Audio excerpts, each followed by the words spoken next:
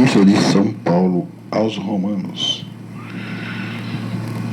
capítulo 1. Paulo, servo de Jesus Cristo, chamado para apóstolo, separado para o Evangelho de Deus, como antes lhe havia prometido pelos seus profetas nas Santas Escrituras, acerca de seu filho que nasceu da descendência de Davi segundo a carne, declarado Filho de Deus em poder segundo o Espírito de santificação, pela ressurreição dos mortos, Jesus Cristo nosso Senhor, pelo qual recebemos a graça e o apostolado para a obediência da fé entre todas as gentes pelo seu nome, entre as quais sois também vós chamados para a sede de Jesus Cristo. A todos os que estáis em Roma, amados de Deus, chamados santos, graça e paz de Deus, nosso Pai e do Senhor Jesus Cristo.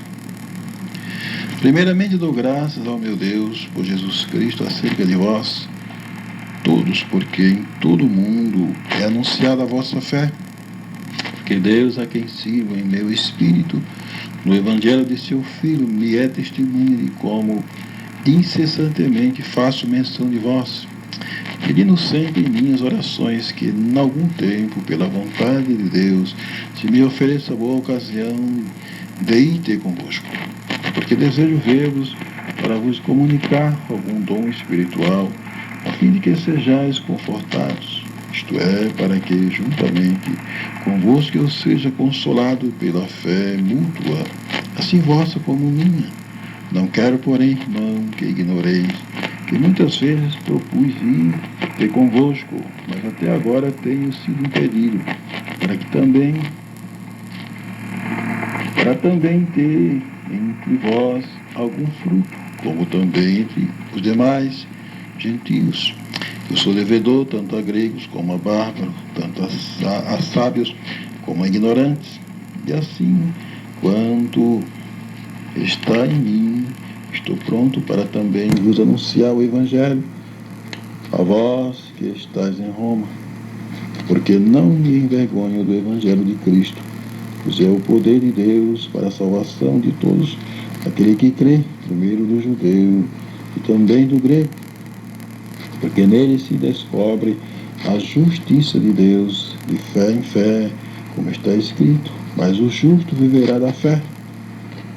Porque do céu se manifesta a ira de Deus sobre toda a impiedade e injustiça dos homens que detêm a verdade e injustiça. Porquanto que Deus se pode conhecer nele e se manifesta, porque Deus lo manifestou. Porque as suas coisas invisíveis, desde a criação do mundo, tanto o seu eterno poder como a sua divindade, se entende claramente, se veem pelas coisas que estão escritas, porque eles fiquem inexcusáveis, porquanto, tendo conhecido a Deus, não glorificaram como Deus, nem lhe deram graças em seus discursos, se desvaneceram, e o seu coração insensato se obscureceu, dizendo-se sábio, tornaram-se loucos, e mudaram a glória do Deus incorruptível em semelhança da imagem de homem corruptível, e de aves, e de quadrúpedes, e de répteis, pelo que também Deus o entregou às concupiscências de seus corações, a imundícia para desonrar seus corpos em si, pois mudaram a verdade de Deus em mentira, e honraram e serviram mais a criatura do que o Criador, e é bendito eternamente. Amém. Pelo que Deus o abandonou as paixões infames, porque até as suas mulheres mudaram o uso natural, no contrário à natureza. Semelhantemente também os varões, deixando o uso natural da mulher, se inflamaram em sua sensualidade uns para com os outros. Varão com varão, cometendo torpeza, recebendo em si mesmo a recompensa que convinha ao seu erro. E como eles se não importaram de ter conhecido Deus, assim Deus o entregou a um sentimento perverso, para fazer coisas que não convêm, estando cheio de toda a iniquidade, prostituição, malícia, avareza, maldade, cheio de inveja, homicídio, contenda, engano, malignidade, sendo murmuradores, detratores, aborrecedores de Deus, injuriadores, soberbos, presunçosos, inventores de males, desobedientes aos pais e às mães, necios, infiéis, nos contratos, sem afeição natural, irreconciliáveis, sem misericórdia, os quais, conhecendo a justiça de Deus, que são dignos de morte, os que tais coisas praticam, não somente as fazem, mas também consentem aos que a fazem. A impenitência dos judeus, a justiça de Deus, capítulo 2, aos Romanos. Portanto, é inexcusável quando julgas o homem, quem quer que seja, porque te condenas a ti mesmo, daquele em que julgas o outro. Pois tu que julgas faz o mesmo. E bem sabemos que o juízo de Deus é segundo a verdade sobre os que tais coisas fazem. E tu, ó homem, que julgas os que fazem tais coisas, cuidas que fazendo-as tu escapará ao juízo de Deus? Ou despreza tu as riquezas da sua benignidade, e paciência e longanimidade, ignorando que a benignidade de Deus te leva ao arrependimento? Mas segundo a tua dureza e teu coração impenitente, entesouras ira para ti no dia da ira e da manifestação do juízo de Deus, o qual recompensará a cada um segundo as suas obras, a saber, a vida eterna aos que com perseverança em fazer bem procuram glória, honra e incorrupção, mas a indignação e a ira aos que são contenciosos e desobedientes à verdade e obedientes à iniquidade. Tribulação e angústia sobre toda a alma do homem que obra o mal, primeiramente do judeu e também do grego. Glória, porém, honra e paz a qualquer que obra o bem, primeiramente ao judeu e também ao grego, porque para com Deus não há acepção de pessoas. Porque todos os que sem lei pecaram, sem lei também perecerão, e todos os que sob a lei pecaram, pela lei serão julgados. Porque os que ouvem a lei não são justos diante de Deus, mas os que praticam a lei hão de ser justificados. Porque quando os gentios que não têm lei fazem naturalmente as coisas que são da lei, não tendo eles lei, para si mesmos são lei, os quais mostram a obra da lei que escrita em seus corações, testificando juntamente a sua consciência e os seus pensamentos, que acusando-os, quer defendendo-os, no dia em que Deus há de julgar os segredos dos homens, por Jesus Cristo, segundo o meu Evangelho. Eis que tu, que tem por sobrenome judeu e repousa na lei, e te gloria em Deus, e sabes a sua vontade, e aprovas as coisas excelentes, sendo instruído por lei. E confias que és guia dos cegos, luz dos que estão em trevas, instruidor dos nécios, mestre de crianças que têm a forma da ciência e da verdade da lei. Tu, pois, que ensina a outro e não te ensina a ti mesmo, tu que pregas que não se deve furtar e furta, tu que dizes que não se deve adulterar e adulteras, tu que abominas os ídolos e cometes sacrilégio, tu que te gloria na lei, desonra a Deus pela transgressão da lei, porque como está escrito, o nome de Deus é blasfemado entre os gentios por causa de vós. Porque a circuncisão é na verdade proveitosa se tu guardares a lei, mas se tu és transgressor da lei, a tua circuncisão se torna incircuncisão. Se, pois, a incircuncisão guardar os preceitos da lei, porventura a incircuncisão não será reputada como incircuncisão?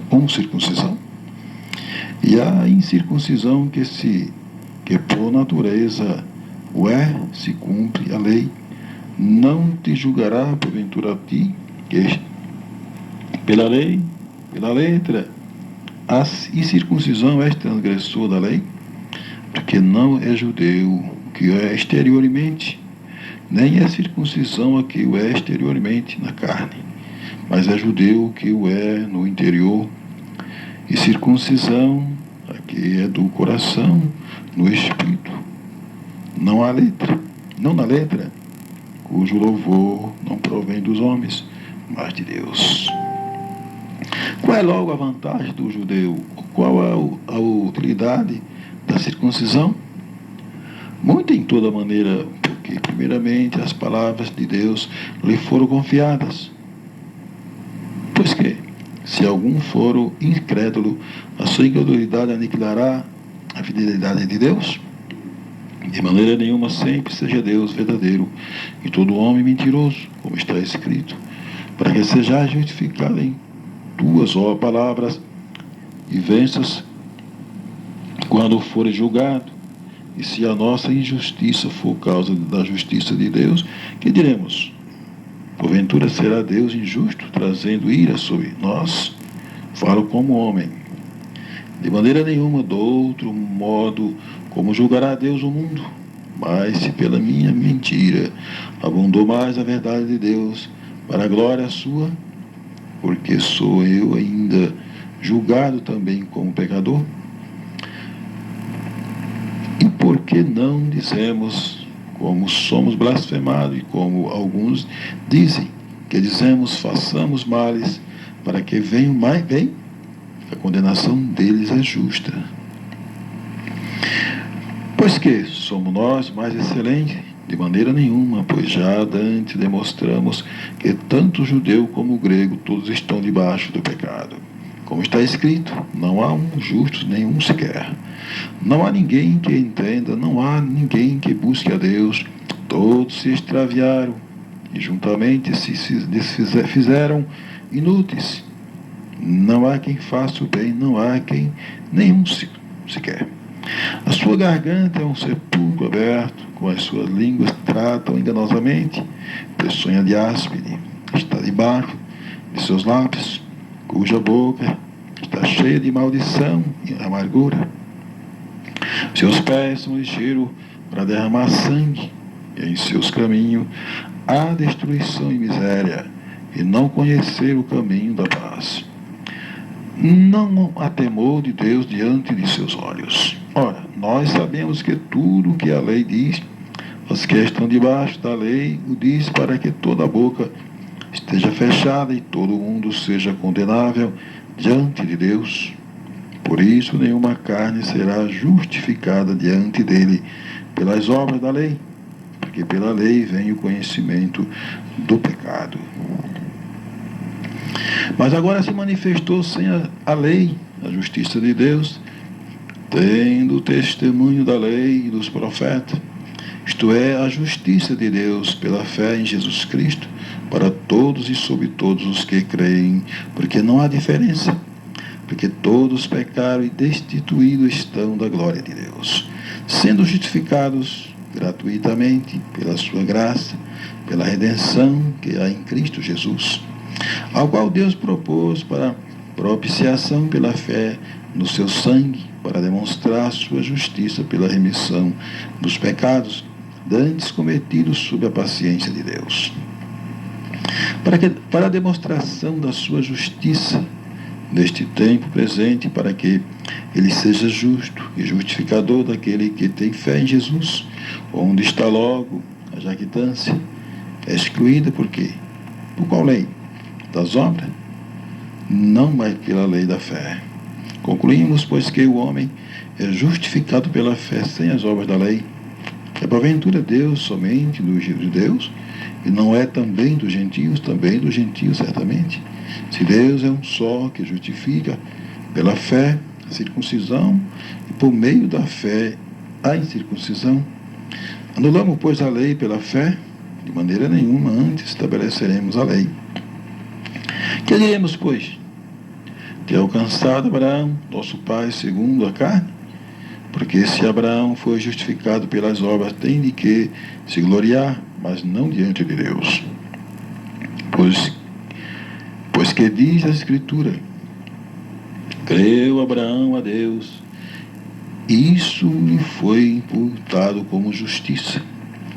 Ora, aquele que faz qualquer obra, não lhe é imputado galardão segundo a graça, mas segundo a dívida.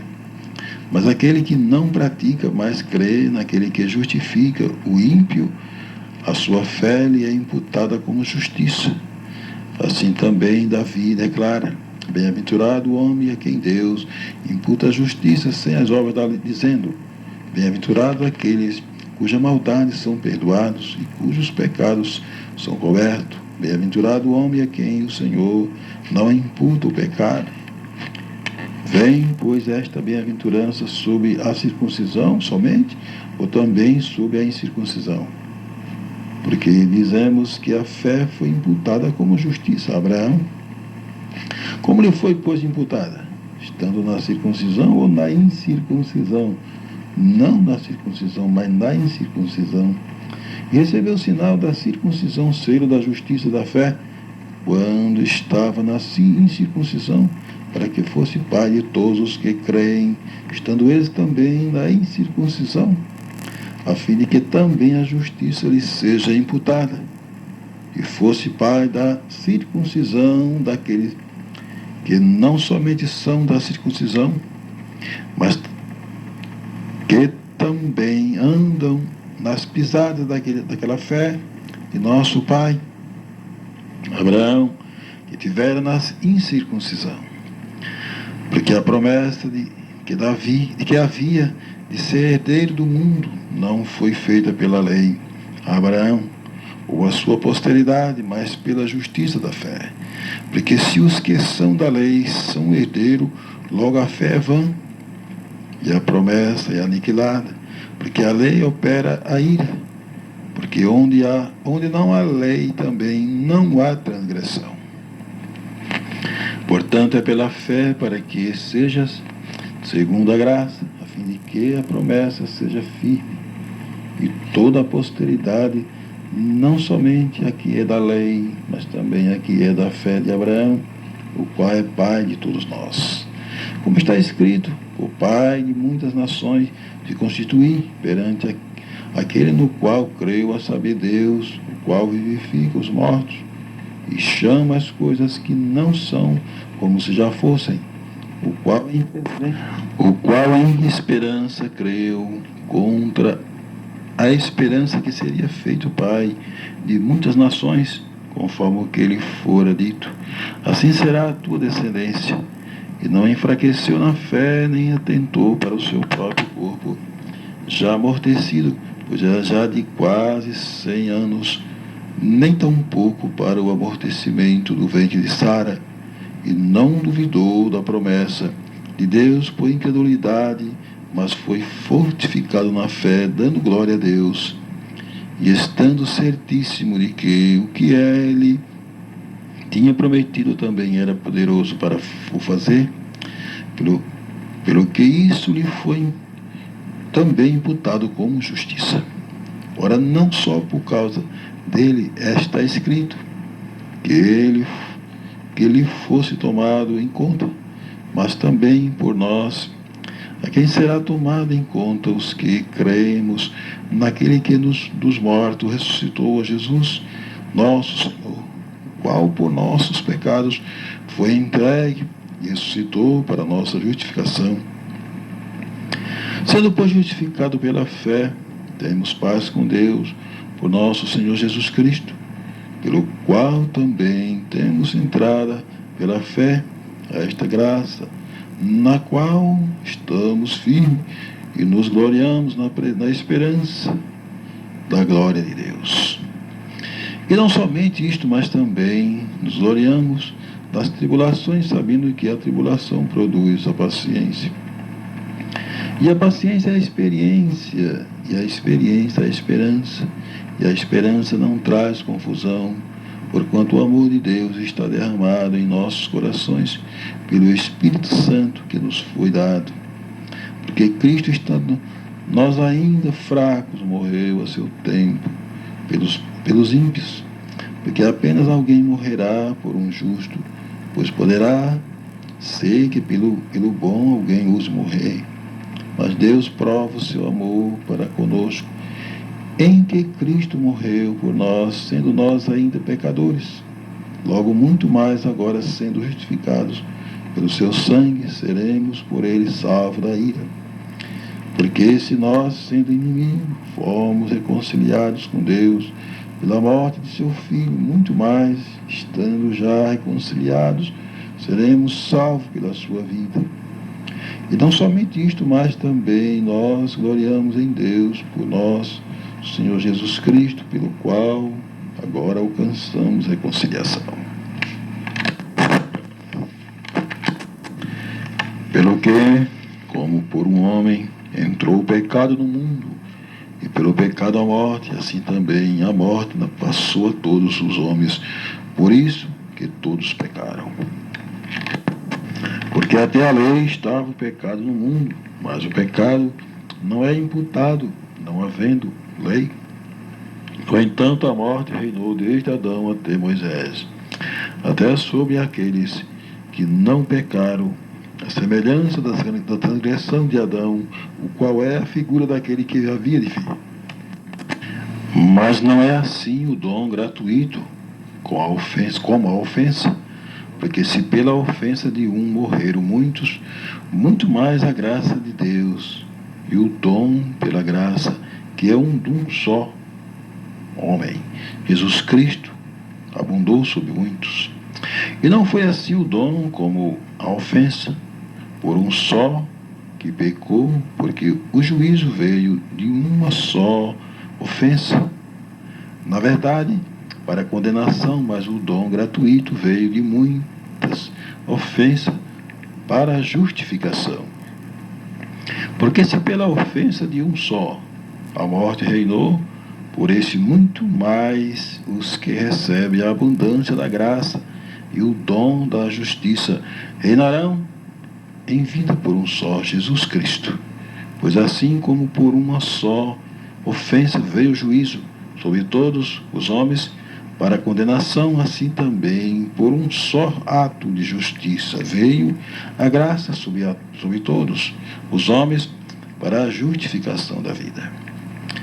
Porque como pela desobediência de um só homem muitos foram feitos pecadores, assim pela obediência de um muitos serão feitos justos.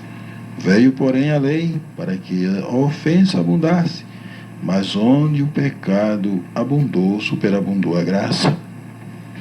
Para que assim como o pecado reinou na morte, também a graça reinasse pela justiça para a vida eterna, por Jesus Cristo nosso Senhor. Que diremos, pois? Permaneceremos no pecado para que a graça abunde? De modo nenhum. Nós que estamos mortos para o pecado, como viveremos ainda nele? Ou não sabes? Sabeis que todos quantos fomos batizados em Jesus Cristo, fomos batizados na sua morte. De sorte que fomos sepultados com ele pelo batismo na morte, para que como Cristo ressuscitou dos mortos, pela glória do Pai, assim andemos nós também em novidade de vida. Porque se fomos plantados juntamente com ele na semelhança da sua morte, também o seremos da ressurreição. Sabendo isto, que o nosso homem velho foi com ele crucificado, para que o corpo do pecado seja desfeito, para que não sirvamos mais ao pecado. Porque aquele que está morto está justificado do pecado. Ora, se já morremos com Cristo, cremos que também com ele viveremos, sabendo que, havendo Cristo ressuscitado dos mortos, já não morre. A morte não mais terá domínio sobre ele, pois quanto a ter morrido de uma vez morreu para o pecado, mas quanto a viver, vive para Deus. Assim também vós considerai-vos como morto para o pecado, mas vivo para Deus em Cristo Jesus nosso Senhor. Não reine, portanto, o pecado em vosso corpo mortal, para lhe obedecerem em suas concupiscências. Nem tampouco apresentei os vossos membros ao pecado, por instrumento de iniquidade, Mas apresentai-vos a Deus como vivo dentre os mortos, e os vossos membros a Deus como instrumento de justiça. Porque o pecado não terá domínio sobre vós, pois não estáis debaixo da lei, mas debaixo da graça. Pois que pecaremos porque não estamos debaixo da lei, mas debaixo da graça? De modo nenhum. Não sabeis vós que a quem vós apresentardes por servo para lhe obedecer, sois servo daquele a quem obedeceis? Ou do pecado para a morte, ou da obediência para a justiça? Mas graças a Deus que, tendo sido servo do pecado, obedeceste de coração a forma de doutrina a que foste entregues. E libertado do pecado, foste feito servo da justiça. Falo como homem, pela fraqueza da vossa carne, pois que assim como apresentaste os vossos membros para servir à imundícia e à maldade para a maldade, assim apresentai agora os vossos membros para servirem à justiça, para a santificação, porque quando eres servo do pecado, estavas livre da justiça. E que fruto tinhas então das coisas de que agora vos envergonhais? Porque o fim deles é a morte. Mas agora, libertado do pecado e feito servo de Deus, tendes o vosso fruto para a santificação e por fim a vida eterna. Porque o salário do pecado é a morte, mas o dom gratuito de Deus é a vida eterna por Cristo Jesus nosso Senhor. Não sabeis vós, irmão, pois que falo aos que sabem a lei, que a lei tem domínio sobre o homem por todo o tempo que vive, porque a mulher que está sujeita ao marido enquanto ele vive está ligada pela lei, mas morto o marido está livre da lei do marido, de sorte que vivendo o marido será chamada adúltera se for do outro marido, mas morto o marido livre está da lei, e assim não será adúltera se for do outro marido. Assim, meus irmãos, também vós estáis mortos para a lei, pelo corpo de Cristo, para que sejais douto daquele que ressuscitou de entre os mortos, a fim de que demos fruto para Deus. Porque quando estávamos na carne, as paixões dos pecados, que são pela lei, obravam em nossos membros para darem fruto para a morte. Mas agora estamos livres da lei, pois morremos para aquilo em que estávamos retidos, para que sirvamos em novidade de espírito e não na velhice da letra. Que diremos, pois? É a lei pecado? De modo nenhum. Mas eu não conheci o pecado senão pela lei, porque eu não conheceria concupiscências se a lei não dissesse: não cobiçarás. Mas o pecado, tomando ocasião pelo mandamento, obrou em mim toda a concupiscência, porquanto sem a lei estava morto para o pecado. Estava morto o pecado, e eu, algum tempo, vivia sem lei, mas vindo o mandamento, veio o pecado e eu morri. E o mandamento que era para a vida, achei eu que era para a morte, porque o pecado, tomando ocasião pelo mandamento, me enganou, e por ele me matou. E assim a lei é santa, e o mandamento santo, justo e bom. Logo tornou-se-me o bom em morte, de modo nenhum, mas o pecado, para que se mostrasse pecado, operou em mim a morte pelo bem, a fim de que pelo mandamento o pecado se fizesse excessivamente maligno. Porque bem sabemos que a lei é espiritual, mas eu sou carnal, vendido sob o pecado, porque o que faço não o aprovo. Pois o que quero, isso não faço, mas o que aborreço, isso faço. E se faço o que não quero, consinto com a lei que é boa. De maneira que agora já não sou eu que faço isto, mas o pecado que habita em mim. Porque eu sei que em mim, isto é, na minha carne, não habita bem algum, e com efeito o querer está em mim, mas não consigo realizar o bem, porque não faço o bem que quero, mas o mal que não quero, esse faço.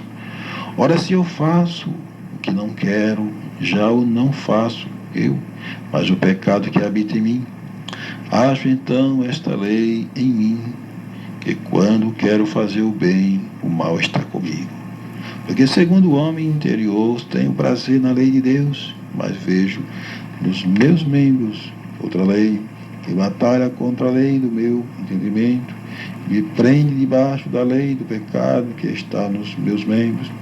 Miserável homem que eu sou, quem me livrará do corpo desta morte? Dou graças a Deus por Jesus Cristo, nosso Senhor, assim que eu mesmo, com o entendimento, sirvo a lei de Deus, mas com a carne a lei do pecado. Portanto, agora nenhuma condenação há para os que estão em Cristo Jesus, que não andam segundo a carne, mas segundo o Espírito. Porque a lei do Espírito de vida em Cristo Jesus me livrou da lei do pecado e da morte, porquanto o que era impossível, a lei, como estava enferma pela carne, Deus, enviando o seu Filho, em semelhança da carne do pecado, pelo pecado condenou o pecado da carne, para que a justiça da lei se cumprisse em nós, que não andamos segundo a carne, mas segundo o Espírito. Porque os que são segundo a carne inclinam-se para as coisas da carne, mas os que são segundo o Espírito para as coisas do Espírito. Porque a inclinação da carne é morte, mas a inclinação do Espírito é vida e paz. Porquanto a inclinação da carne é inimizade contra Deus, pois não é sujeita à lei de Deus, nem em verdade o pode ser. Portanto, os que estão na carne não podem agradar a Deus. Vós, porém, não estáis na carne, mas no Espírito, se é que o Espírito de Deus habita em vós. Mas se alguém não tem o Espírito de Cristo, esse tal não é dele.